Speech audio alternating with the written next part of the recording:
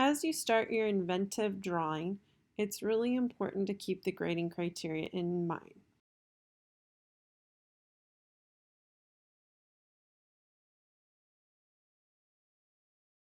Okay, so now that you have picked out your image, we're going to go ahead and do a little bit of brainstorming. We're going to use the who, what, when, where, why, how questions to kind of prompt us through thinking of what details to include in our background to help tell about our image. For example, I picked this image here of my niece and I, and the first step I want you to do is describe what you see in your image. So if someone couldn't see this, how would I describe it to them? So I said my pictures of a green tractor with a young child and a woman who are waving at the camera. Okay, so that was my description of it. And then it asks, what drawing style are you going to use? Realistic, cartoon, or imaginary? Well, I decided to go with cartoon style because it has my 2-year-old niece in here, and I also added some wheels that aren't realistic, so I thought a cartoon style would fit best. The next question is, what's one predictable place or use that you could see for the image? Well, where do we usually see tractors? We might see them at a farm or in a field, so that's what I wrote. And then what's an impossible place that you could see the image? So this is where you could use your creativity or imagination. So one thought that came to me is, what if I made it like a rocket, the back of a rocket here, and this tractor is blasting off to the moon? Or what if it is farming on Mars? So I could see this becoming a fun outer space theme if I wanted to. So I said it could be a rocket ship, tractor, traveling, or farming on the moon. Okay. The next one, who is the focus of your drawing? So if you have an object, you might be thinking about who's using that object. What are they doing with it, and how are they using it? Is it interacting with something else? With this, it might be driving through corn, or it might be interacting with animals on the farm, like cows. I said the photos of a tractor with my niece, and it will interact with the ground that it is driving on. The tractor is taking us places on the farm. And then, when is this person thing existing? How can I show that in the details? Well, I could think of a specific day, so I could think about, is it a sunny day? Is it at nighttime?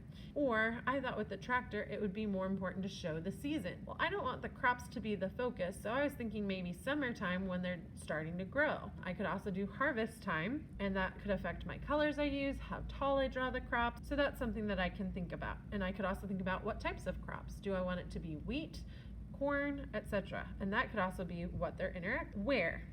I decided to make it more predictable and go with a farm. But feel free to use your creativity, and you could select the impossible place or the impossible use that you thought of earlier.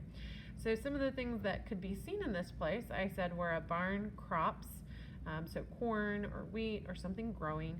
And I said there would also be animals on this farm. I could be more specific and say sheep or cows. Then I want you to think about what's happening.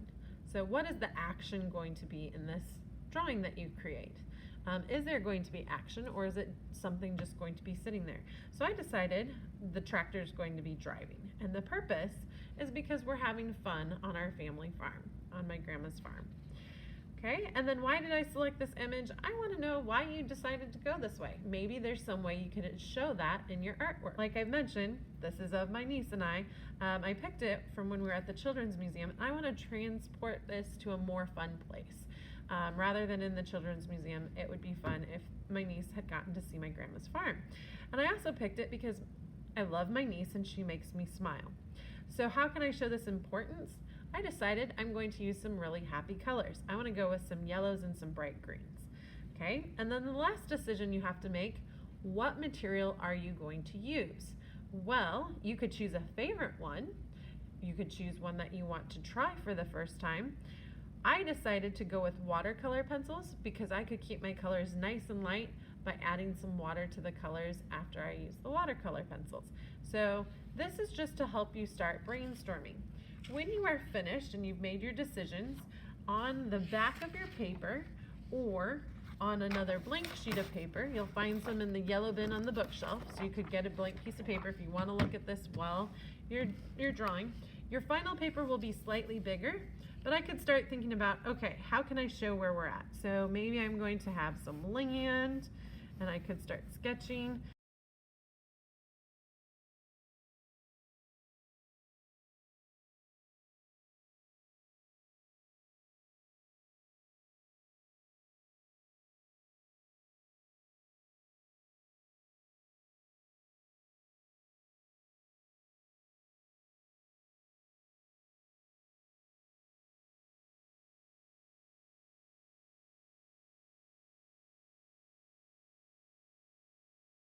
So you're just taking some time to brainstorm and think about what you want to place and where.